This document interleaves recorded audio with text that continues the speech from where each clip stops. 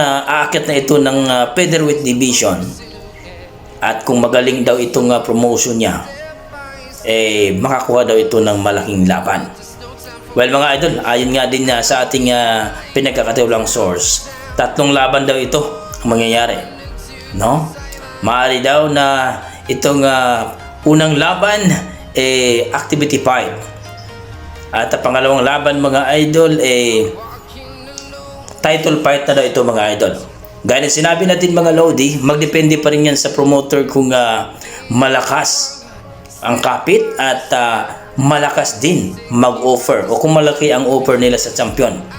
So tirada nila dito mga idol, maaring si Fulton o itong si Nick Ball ang gustong kalabanin ni Casimero.